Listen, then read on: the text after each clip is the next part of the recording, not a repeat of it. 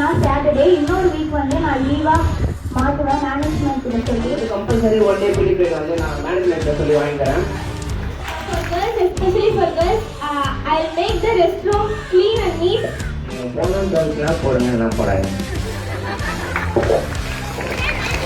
நான் வந்து school people leader ஆனால் பிரச்சனைன்றது வந்து பசங்களுக்கு மட்டும் இல்லை, டீச்சர்ஸ்க்கும் தான் இருக்கும்.